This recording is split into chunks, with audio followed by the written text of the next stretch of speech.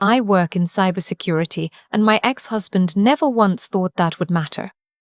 He thought he married a woman who spent her days staring at network logs and corporate firewalls, someone who lived in the digital world and had no idea how to survive in the real one. He thought that when he handed me a single suitcase and told me to get out of his house, I would just go quietly. He thought when he moved his girlfriend into the bedroom I had painted with my own hands, that was the end of my story. He had no idea it was just the beginning. My name doesn't matter as much as what I do, but for the sake of this, call me by what my mother called me when I was stubborn as a child, someone who doesn't let things go.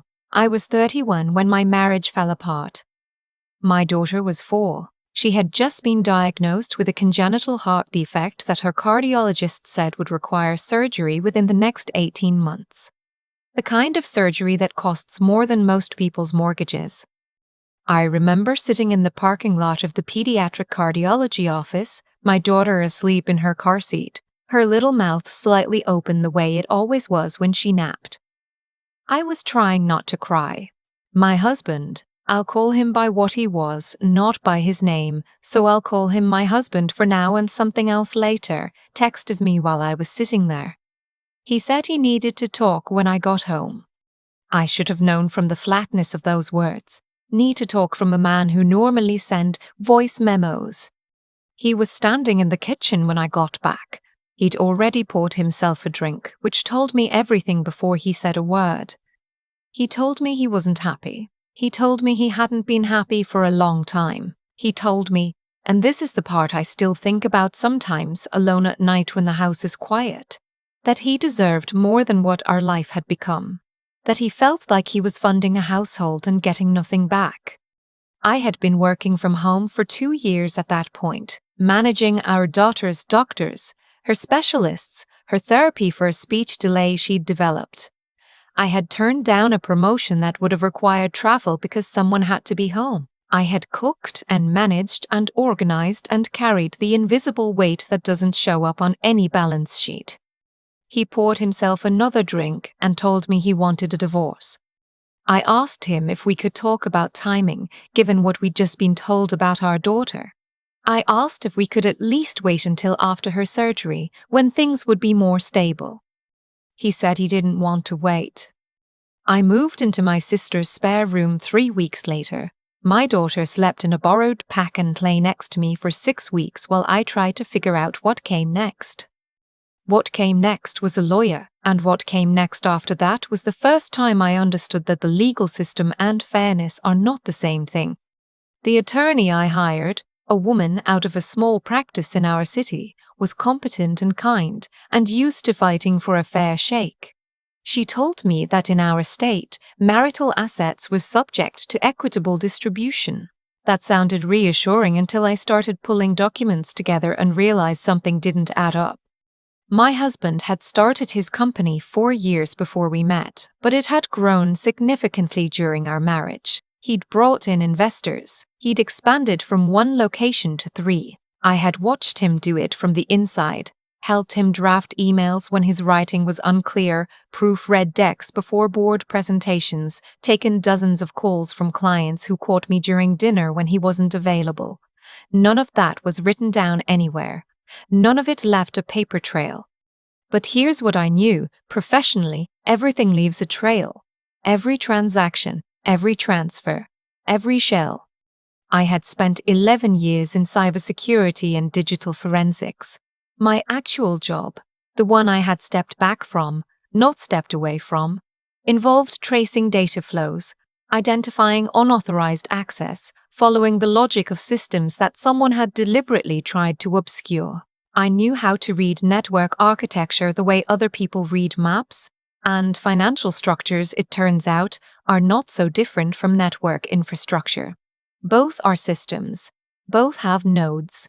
Both have pathways that can be hidden, rerouted, or buried, but never truly erased.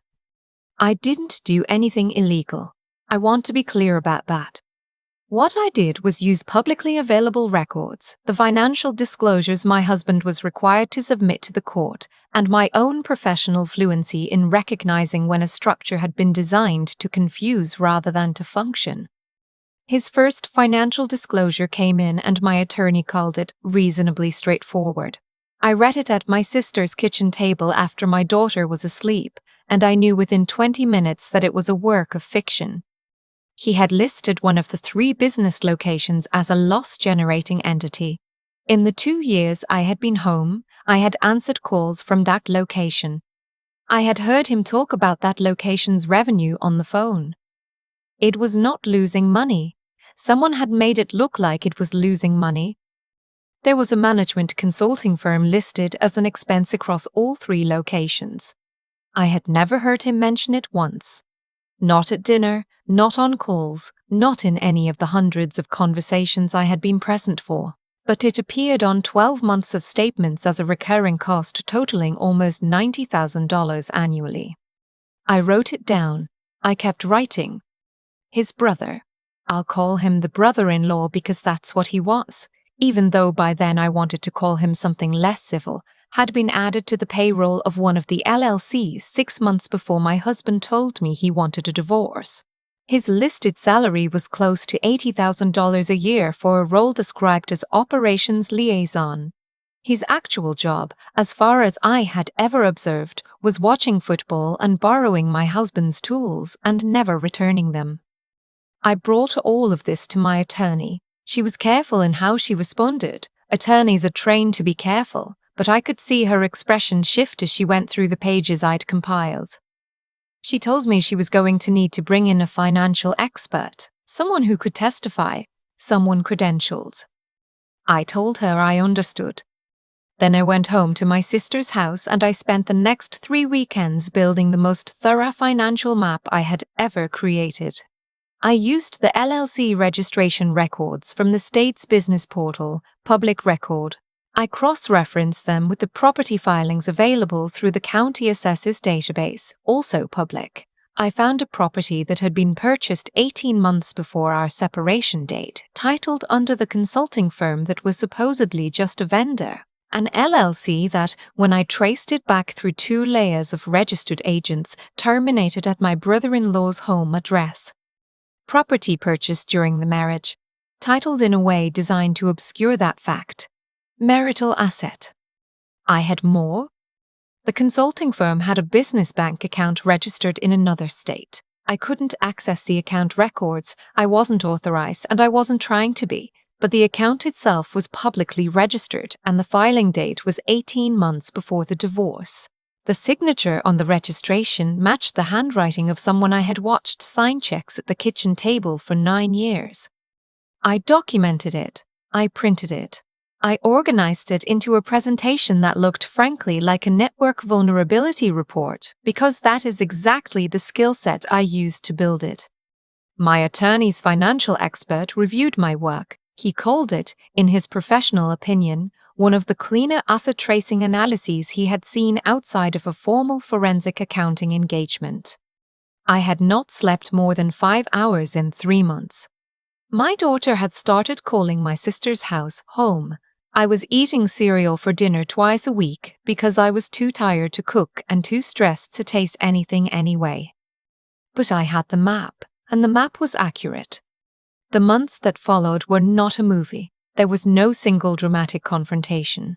There were depositions that lasted 4 hours and left me with a headache that lasted 4 days.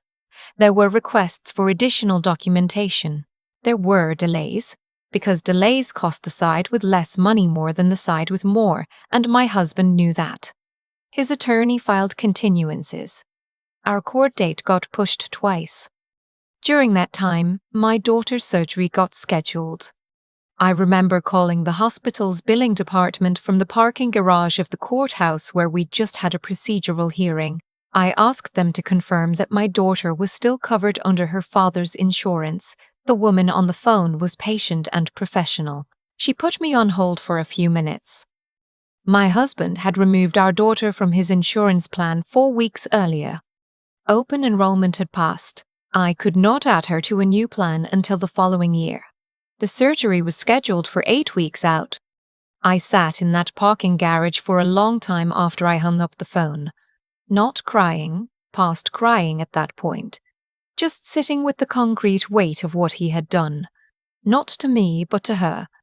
A 4-year-old who had done nothing to anyone. A child who still asked why daddy didn't come to her doctor appointments anymore.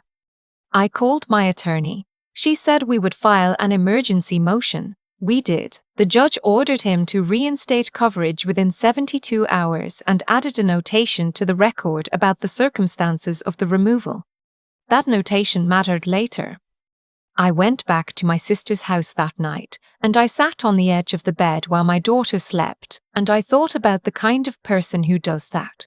Who looks at the chessboard of a divorce and sees a sick child as a piece to be moved. I thought about what he had said, that he deserved more. I thought about what I had given and what he had taken and what he thought he was still going to take. I thought, not this time. The deposition of the brother-in-law happened on a Thursday morning in a conference room that smelled like old coffee. He had been coached, I could tell, because his answers were careful in the practiced way that coached answers are, not in the genuine way that honest answers are. He described his role at the company.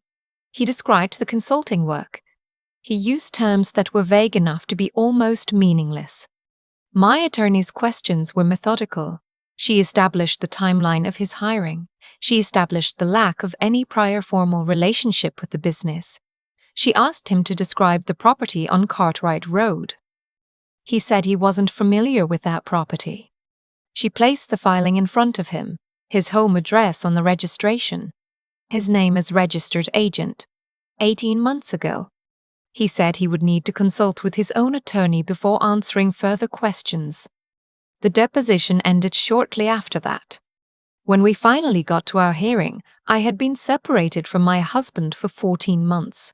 My daughter had her surgery.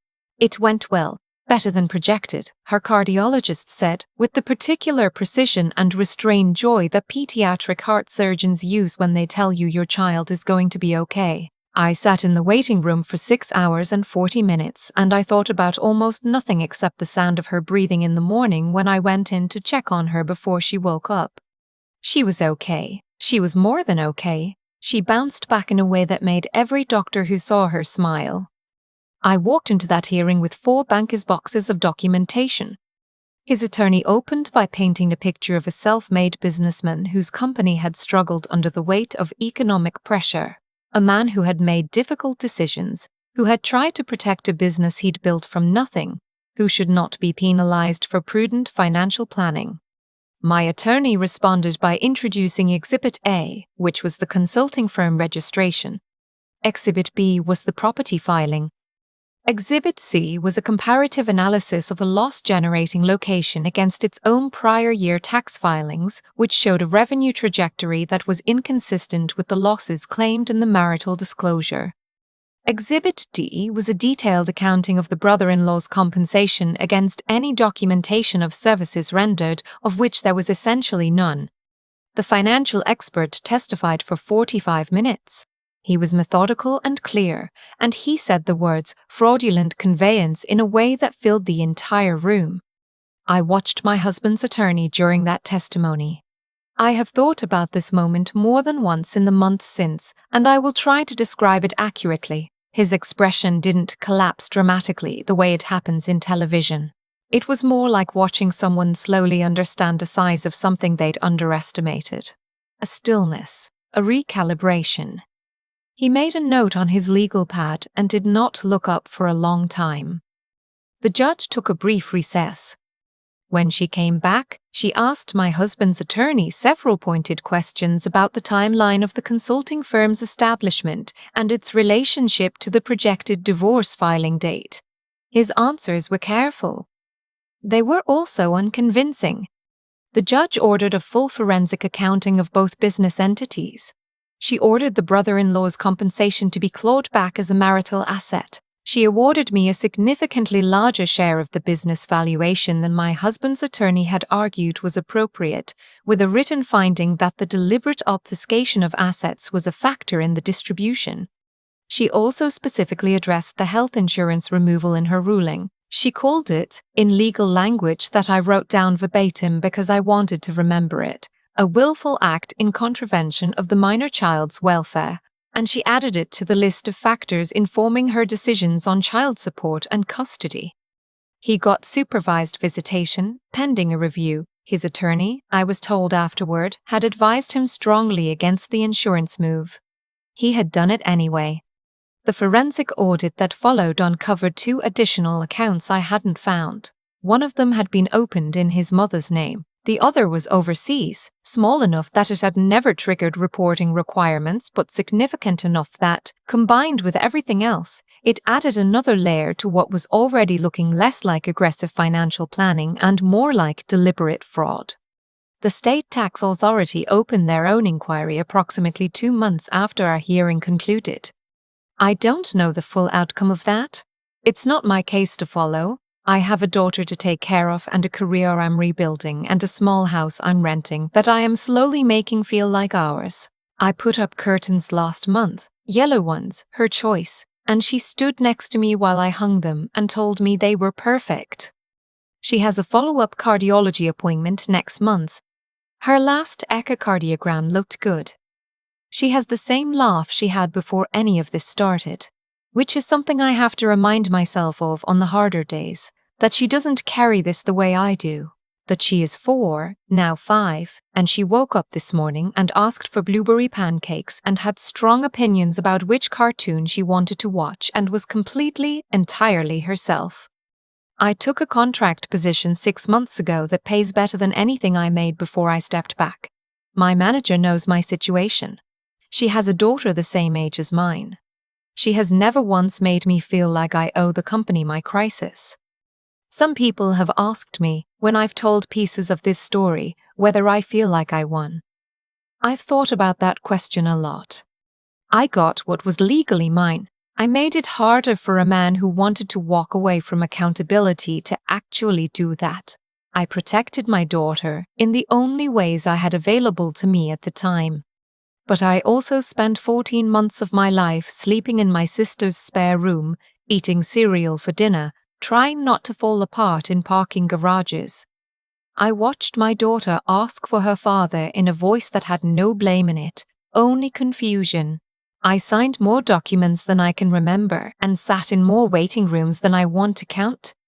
There is no version of this that I would call winning. There is only a version I would call surviving well.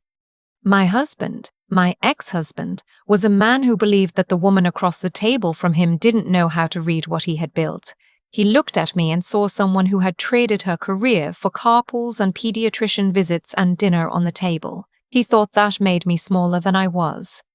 He forgot that the skills don't leave. That 11 years of following invisible paths through complex systems doesn't just turn off because you spend 3 years home with a toddler. He forgot that the person who can trace a data breach through 17 obfuscated network hops can also trace a shell company through 2 layers of registered agents.